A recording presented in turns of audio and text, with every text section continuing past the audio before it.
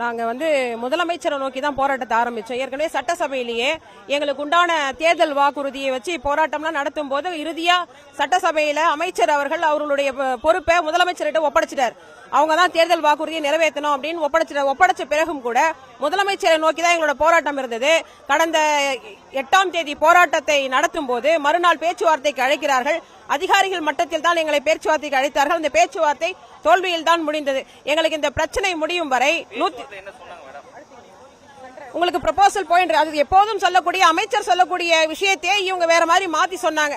Proposal point எப்போது வேண்டுமானாலும் அறிவிப்பு வரலாம், ஏன் கஷ்டப்படுறீங்க, கலைஞ்சு போங்க அப்படின்ற நோக்கத்துல தான் அவங்க பேசினாங்களே தவிர்த்து எங்களுக்கு செய்யணும் அப்படின்ற நோக்கம் இல்ல.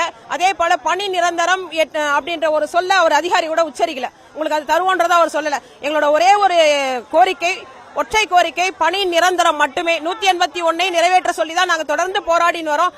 நாங்க கேட்கல இந்த 181. அதே போல அதிகாரிகள் எங்க கிட்ட ஓட்டு சேகரிக்கல.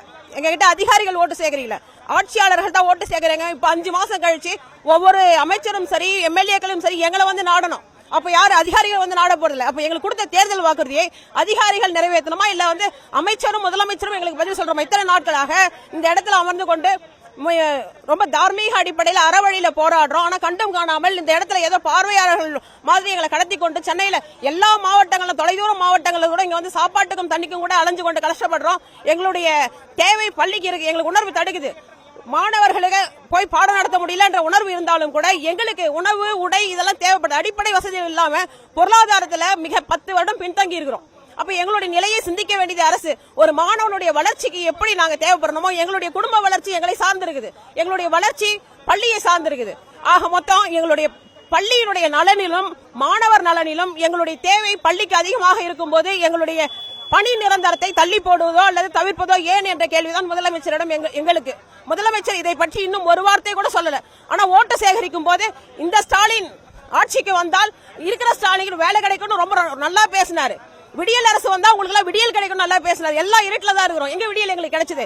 இருட்டுல இன்னும் வாழ்ந்து இருக்கிறோம், விடியல் எங்களுக்கு கிடைக்கல. ஆனா விடியல் அரசு விடியல் எப்போதுதான் இங்க உட்கார்ந்து தமிழக முதலமைச்சர் எங்களுக்கு பதில் சொல்வாரா?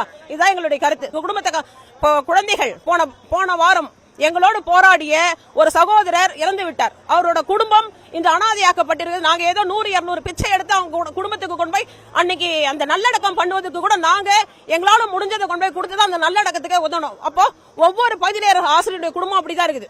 ஒருத்தர் செத்தா கூட அந்த சாவுக்கு செலவு செய்ய கூட வசதி இல்லாத நிலையில் பகுதி நேர ஆசிரியர்கள் இருக்கிறார்கள். அது அரசு நல்லா உணரும். வாழ்வது என்பது வேறு, சாகும் போது அந்த சாவை கொண்டு போய் புதைப்பதற்கு கூட எங்களுக்கு வழி இல்லை. அப்ப அரசு நாங்க கேக்குறது என்ன? நீங்க சொன்ன ஓட்டு போட்டு எங்களை நாங்க தேர்ந்தெடுத்தோம் சொன்னீங்க, செஞ்சீங்களா? சொன்னீங்க நாங்க வந்தா உங்களுக்கு பணி நிரந்தரம் பண்ணுவோம், உங்களோட பெயர் துடைக்கப்படும் சொன்னீங்க. 10 வருஷம் வெயிட் பண்ணோம். நீங்க வந்தீங்க, செஞ்சீங்களா? 4 வருஷம் ஆச்சு. இதுவரைக்கும் 14 வருடம் எங்களுடைய வாழ்க்கையை உங்களால திருப்பி தர முடியுமா? எங்களுடைய குழந்தைகள் வளர்ந்துருச்சு, ஆனா அவங்கள சரியா நாங்க வளர்த்தோமானா இல்ல. பிள்ளைக்குட்டியை பார்க்க முடியல, பெத்தவங்களை நாங்க சரியா பார்த்தோமானா இல்ல. செத்தவங்களோட போன வாரத்து நிலைமை நான் சொல்றேன். போன வாரத்து நிலைமையில அந்த சகோதரருக்கு இறப்புக்கு கூட எங்களுக்கு துட்டு இல்ல. 100-200 பிச்சை எடுத்து 17 ஆசிரியர்களா சேர்ந்து நல்லடக்கத்துக்கு காசு கொண்டு போய் கொடுக்குறோம். இதெல்லாம் அரசு ஏன் கண்டுக்க மாட்டேங்குது? சாராயம் குடிச்சு செத்தா 10 லட்சம் கொடுக்குறீங்க. பாடம் எடுத்து போராட்டத்துக்கு வாழ்வாதார போராட்டத்துக்கு ஒரு மனுஷன் சாகுறான். அவனுக்கு தார்மீக அடிப்படையில இந்த அரசு கொடுக்க மாட்டேங்குது. இது என்ன நியாயம்? தமிழக முதலமைச்சர் அவர்களே பாடம் நடத்தி பள்ளிக்கூடத்தில் பாடம் நடத்தி வாழ்வாதாரம் இறந்த நிலையில ஒருவன் போராடுவதற்காக தன்னுடைய போராட்டத்தினுடைய முடிவுல வீட்டுக்கு போறான், போகும் வழியிலே இறங்குறான். இறந்தவனுக்கு அந்த நல்லடக்கம் செய்வதற்கு கூட துட்டு இல்லாத நிலைமையில நாங்க வருவையில இருக்கிறோம். நீங்க உணரணும். அதனாலதான் இங்க நாங்க இதை பதிவு பண்றோம்.